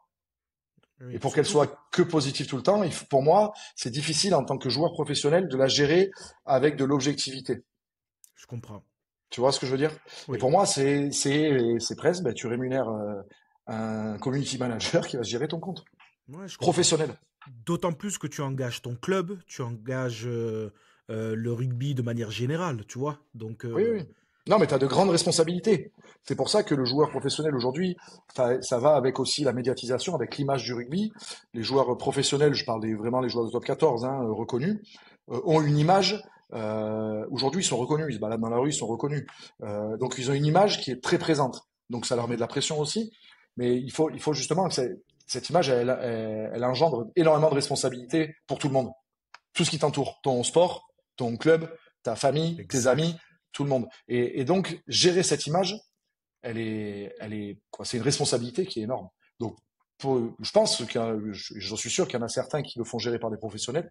Et pour moi, c'est la meilleure idée puisque je suis pas sûr que le joueur, l'entraîneur ait les compétences et l'objectivité, la lucidité à l'instant T de pouvoir gérer ça, tu vois, du mieux possible en Ouais. tout cas. Après, ce qui me gêne un peu dans ça, c'est que tu perds la spontanéité. Tu perds, comment te dire, euh, les émotions. J'en ai marre, Guillaume, de voir des discours, tu sais, le petit truc, bien encadré, bien fait. J'aime aussi les émotions du moment, voilà, tu vois. Et Je bon, suis, voilà, ça fait rigide, quoi, tu vois. Non, je suis d'accord. Après, aujourd'hui, moi, tu m'enlèveras pas de la tête que foutre une caméra dans un vestiaire, dans un cercle, tu la vois, la caméra. Ouais. Tu la vois. Tu sais qu'elle est Ah ouais, là. c'est vrai. Ouais, c'est Donc, vrai. inconsciemment, moi, tu m'enlèveras pas de la tête que quoi qu'il se passe, dans ton inconscient, tu n'agiras pas de la même façon que s'il n'y a pas de Ouais. caméra. Mais c'est sûr.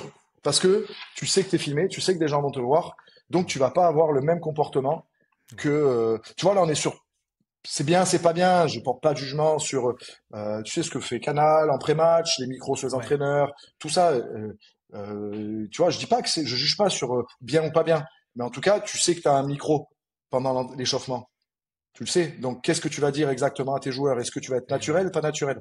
Tu vois, toute la question, elle est là. Et tu me parles justement d'authenticité. Est-ce que c'est Ouais. authentique ça?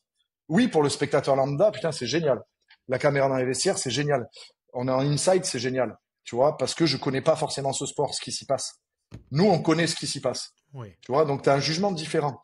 Mais par contre, là où je suis, parce que j'ai des amis aussi qui bossent un petit peu, qui sont intermittents du spectacle, à Canal, etc. Ouais, Et on en discute beaucoup de tout ça, tu vois, de ouais, ces prises d'image à ces moments-là, etc.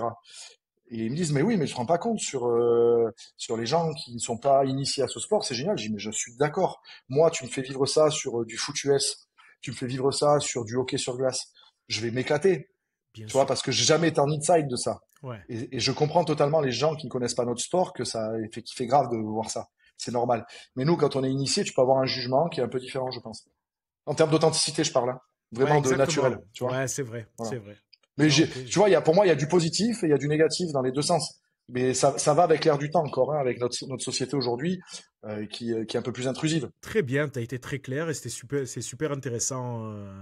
J'aime bien ton point de vue et c'est vrai, il y a les avantages et les inconvénients. Après, je pense que je te rejoins, peut-être déléguer les réseaux sociaux pour éviter les grosses bourdes. Je pense. Ouais, Je ouais. pense. Je sais On pas va si c'est une parler. solution.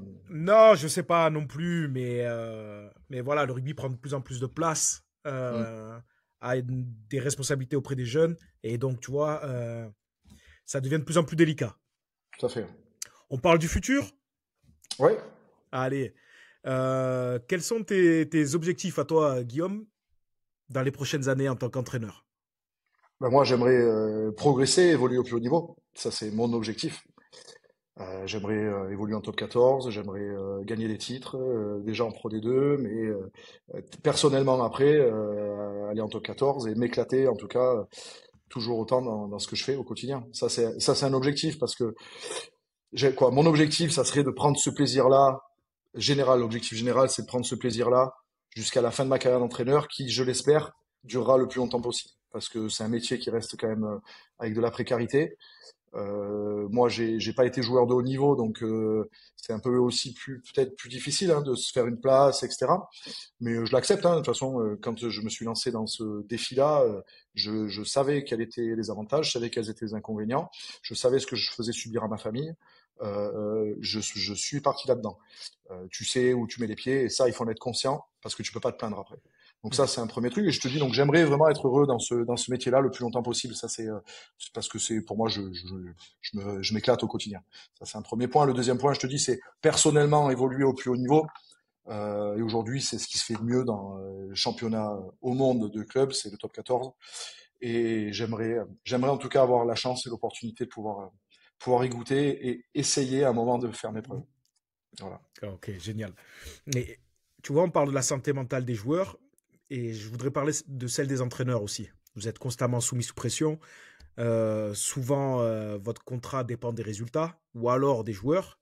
Euh, Est-ce que tu n'as pas peur que demain tout s'arrête? Non, la peur, non, parce que comme je te l'ai dit, c'est quand je me suis lancé dans ce défi-là, je savais que c'était quelque chose qui pouvait s'arrêter du jour au lendemain.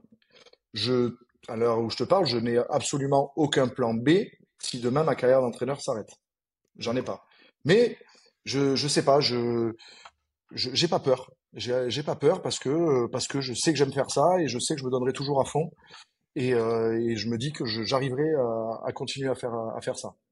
D'une Ok. manière ou d'une autre, j'y arriverai. Donc j'ai pas peur. Aujourd'hui, j'ai la chance, quoi.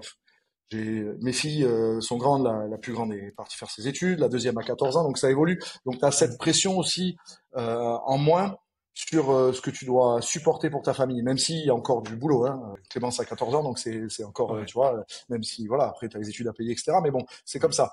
Mais voilà, tu te poses pas, quoi. Moi, je me pose pas cette question de demain. Je me la pose pas parce que je prends du plaisir dans ce que je fais au quotidien et j'essaye de donner en tout cas tout ce que j'essaye de donner le plus possible pour la performance, sans être parfait totalement. Donc ça, pour répondre à la question, non, pour l'instant, je n'ai pas peur de demain. Ok. Et je discutais avec une championne olympique, enfin, non, une athlète qui a fait les JO, et elle me disait comme toi qu'il n'y avait pas de plan B. Et en fait, elle m'a expliqué que le fait d'avoir un plan B, tu perdais l'énergie de ton plan A et que pouvais te disperser, tu Je suis vois. d'accord. Donc c'est Non, mais je donc suis d'accord même. avec ça. Je suis d'accord avec ça parce que, en plus, dans notre métier, Mais on a des enfants, on a une famille, tu vois. Moi, ça me mais paraît je sais. difficile, tu vois. Ça me paraît difficile. Moi, Je me dis peut-être Guillaume, créer une entreprise, faire un autre truc, mais t'es obligé de, c'est une responsabilité quand même. Donc, Tout à fait. comment tu fais pour pas avoir de plan B, C, D, E? C'est pas possible. Non, mais surtout qu'en plus, on a un métier qui est précaire, où il y a beaucoup de monde sur le marché. Je sais tout ça. Je sais tout ça. Mais en fait, j'ai toujours fonctionné depuis que j'ai fait des choix dans ma vie d'homme. J'ai, j'ai toujours eu bon, je sais pas si c'est des bons choix, je sais pas. Parce que si j'avais fait d'autres choix, peut-être qu'ils étaient meilleurs. En tout cas, les choix que j'ai fait jusqu'à maintenant, je les regrette pas. Donc je me dis, fais ce que tu sens, fais comment tu le sens. Je suis bien sûr très bien accompagné hein, au quotidien par ma femme hein, qui est quelqu'un d'extraordinaire dans tout. Hein, donc elle est vraiment une grande épaule pour moi aussi. Mes parents qui sont aussi venus vivre à Nevers aussi, qui sont proches de nous maintenant. Mais ma femme au quotidien a vraiment ce rôle, tu vois, de soupape un petit peu, Hmm. et qui m'a fait vraiment progresser aussi dans met un peu de côté ce qui se passe là-bas, tu vois. Donc du coup, si tu veux, tu peux avoir aussi un moment, on en reparlera tout à l'heure, mais une compagne qui va te foutre aussi un peu la pression. Tu comprends ce que je veux dire? J'en ai Et mon vu. grand, et mon grand, là, c'est bien beau ton rugby, hein, mais Ouais, demain, t'as plus de club, on fait quoi? ouais, Tu vois ce que je veux te dire? Tu ouais. peux avoir ça. C'est absolument pas le cas à la maison, et au contraire, elle me pousse dans mes choix. Donc ça aussi, c'est pour répondre à ta question, ça prend un sens avec ça. Tu vois. Et comment tu fais pour couper, pour souffler de tout ce stress quotidien? Écoute, ça aussi, ça a été une évolution dans ma vie d'entraîneur parce qu'au début, quand Ouais. j'étais jeune entraîneur, je coupais pas. Absolument pas. Psychologiquement, je parle. Hein. Même si là, même le week-end, tu bosses un peu et tout, c'est Guillaume, est-ce que tu quoi? coupes? Non, mais en fait, je coupe pas. Tu vas pas couper concrètement du travail, Ouais, mais le poste défaite, par exemple, parce que c'est toujours ça qui est chiant. Le poste ouais, victoire, t'es heureux, il y a pas de problème. Hein. bien sûr. C'est facile. Le poste défaite me tenait énormément à cœur au début, parce que tu prends beaucoup de responsabilités, parce que euh, en fait, tu dis, mais tout le temps, mais ça, tu te dis tout le temps quand même, qu'est-ce que j'ai bien fait, pas bien fait, etc. Mais tu prenais beaucoup de responsabilités sur la défaite. Aujourd'hui, j'ai appris des trucs, mais ça aussi, c'est grâce à mon beau-frère aussi, qui travaille avec nous maintenant, Benjamin Thierry, qui lui aussi, dans la lecture depuis un moment, sur les philosophes et tout, sur la confiance, c'est lui qui m'a fait un peu découvrir ces choses-là. Et je Ah, le il va lire mon remercie. livre alors. Ah ben, je vais lui conseiller une fois que je l'aurai lu, une fois que je l'aurai lu. Merci Guillaume. Mais en tout cas, il m'a orienté un petit peu dans ces choses-là et ça m'a permis aussi de gérer cette maîtrise non maîtrise et de te Mhm, dire, ok, on a perdu ce match. Toi, en tant qu'entraîneur, t'as pas été bon là-dessus. Tu vois, t'as pas apporté ce que tu devais apporter sur ces choses-là. mhm. Les joueurs ont pas répondu à tes attentes là parce que peut-être tu les as mal orientés là-dessus. Ok, c'est passé. Tu pouvais pas maîtriser certains points du match. Certaines choses que tu pouvais maîtriser, t'as failli dans certains points. Ok, tu vas progresser là-dessus, mais c'est passé. Et ce qui est passé, c'est terminé et tu peux faire ce que tu veux. Tu Jusqu'à reviendras preuve du pas dessus. contraire, on n'a jamais modifié le passé, à moins qu'il y ait des choses qu'on ne connaisse pas. Mais en tout cas, moi qui suis un peu cartésien, jusqu'à maintenant, Ouais. on n'a jamais modifié le passé. Donc, d'apprendre de ce que tu as mal fait pour progresser, excellent, c'est très bien. Mais par contre, de te ressasser comme j'aurais pu le faire à une période, tout le week-end en faisant la gueule quand tu rentres le vendredi soir jusqu'au dimanche, le temps que tu recharges, où ta femme et tes enfants à la maison au quotidien, on va se balader là-bas, tu viens, non, j'ai pas envie. Tu vois ce que je veux te dire? Oui, oui. Tu mets aussi un climat à une famille qui te suit dans ton projet parce que tu es égoïste. Hein. Moi, je te le dis, on est entraîneur de rugby. Quand tu as une famille, tu es égoïste. Mhm, Parce que bah, tu fais passer ta passion, parce que c'est notre passion, avant ben, le reste. Hein. mhm. Donc, C'est une quand tu as réalité. la chance d'avoir une famille qui te suit, et il faut aussi quand même la récompenser un petit peu. Je sais pas si je le fais assez bien pour eux, en tout cas, mais j'ai essayé de progresser là-dessus parce que la gestion de la pression, etc. Donc ça, c'est un premier point, si tu veux, sur comment j'ai évolué pour gérer cette pression. Et après, quand j'ai un petit peu de temps libre à moi, je m'aère un petit peu au golf. C'est quelque chose qui, euh, qui m'intéresse beaucoup, je peux aller jouer tout seul, passer 2 3 heures tout seul sur un parcours, même pas accompagné, ça me fait un bien fou parce que t'es seul avec toi et que tu penses à rien d'autre qu'à taper cette maudite balle qui met des heures à rentrer dans un trou. Et voilà, et puis c'est très technique comme sport, ça me plaît, voilà, ça m'aère l'esprit, t'es dans des paysages, tu vois des animaux, Moi, Ouais, tu fais le je... vide. Tu fais le Ah ouais, vide mais vraiment, ouais, vraiment, c'est génial. vraiment. Et quand je vais jouer avec des gens que je connais, ou que je connais moins bien d'ailleurs, tu prends du plaisir. Mais quand j'y vais tout seul aussi, en fait, j'ai besoin de personne, tu vois. J'attends personne Ouais. pour forcément y aller, tu vois. Si j'ai un peu de temps, ok, je vais au golf, boum, très bien. Et ça, tu vois, c'est un luxe aussi parce que ça permet vraiment de s'aérer l'esprit. Et tu vois, dès que j'ai la possibilité, les matins du match, je vais jouer un petit peu. T'as des jolis greens à Nevers ou Non, franchement, il est bien le golf. Ouais, ok. Ouais, les gens sont sympas et à Manicourt, il est à côté du circuit. Il y a que quand les D'accord. voitures tournent que ça fait un peu de bruit, mais sinon on est bien. Exact. Et le paddle, t'as arrêté ou tu joues toujours? Non, j'ai arrêté. Je peux pas tout faire. Je suis peut-être meilleur au Ouais. golf en plus, donc. Ah. Allez, ça va, nickel. Bon, ben écoute, c'est super.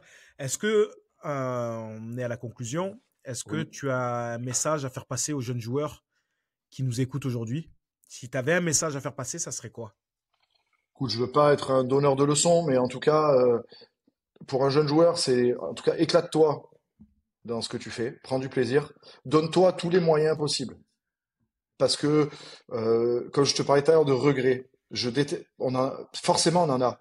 Mais en fait, c'est un sentiment que je déteste, le regret. Ouais, ouais. Parce que ça a un goût qui te fait penser à, putain, j'ai pas tout fait pour y arriver, tu vois. Tu peux des fois ne pas y arriver, quand on parle de rugby, hein, d'avoir tout donné, t'es tombé sur meilleur. Oui, t'as fait quelques conneries, mais en tout cas, dans ton investissement, dans ce que t'as donné en termes de personnes, t'as pas de regret. Tu vois, t'as raté une passe, t'as raté un coup de pied, t'as raté un lift, t'as raté un lancer. Ça arrive, ça. C'est des choses techniques. Mais dans ton investissement personnel, dans ce que tu dois mettre en tant qu'homme, euh, et je te dis ça parce que je pense que en tant que joueur, j'ai pu avoir beaucoup de regrets en tant que personne, en tant qu'homme, tu vois, à Bien des sûr. moments. Mais du Moi coup, aussi, hein. je pense, et tu vois, c'est un goût, je pense qu'on peut tous Mm, communément euh, ne pas aimer, tu vois. Et mm. aujourd'hui, en donnant ce conseil, c'est un conseil, hein, un avis aux jeunes, c'est en tout cas de prendre beaucoup de plaisir dans ce qu'ils font et de pas regretter en tout cas d'avoir mis toutes les chances de leur côté pour réussir. Qu'ils y arrivent pas.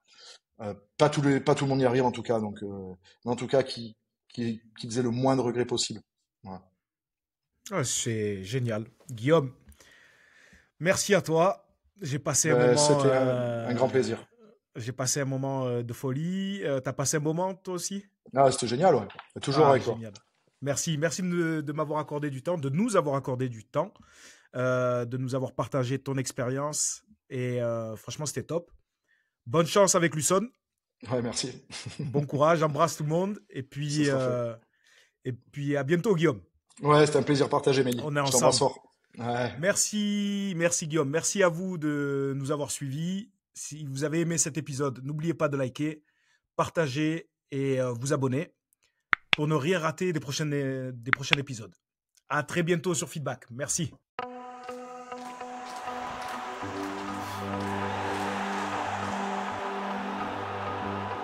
C'est ici que tout a commencé et c'est ici que ma carrière se termine. J'ai débarqué dans le monde du rugby par hasard, moi l'adolescent avec des problèmes de santé et des kilos en trop.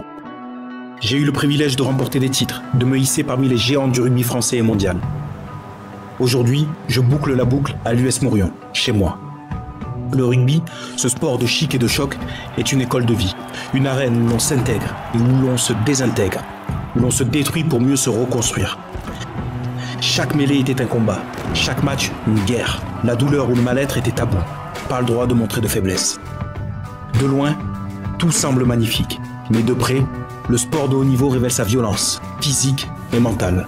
On n'en sort pas indemne. L'envers du décor peut être sombre. Mais le rugby m'a sauvé. Ce sport m'a permis d'être, de savoir-être et de pouvoir être. Les difficultés et les obstacles m'ont permis de monter plus haut. Plus j'échoue, plus je réussis. Plus je trébuche, plus je me relève. Les épreuves m'ont forgé, m'ont poussé à me dépasser. J'ai pleuré, j'ai crié. Et parfois j'ai voulu tout abandonner. Mais je n'ai jamais rien lâché. Pas de remords ni de regrets. Ce qui est fait. J'ai tracé mon chemin. Malgré la pudeur, je veux transmettre et sensibiliser sur les dangers du sport de haut niveau. C'est un devoir. Ce livre est un partage éveillé et éveillant. Nous sommes des êtres de lien et moi, c'est avec les autres que mes pouvoirs se décuplent.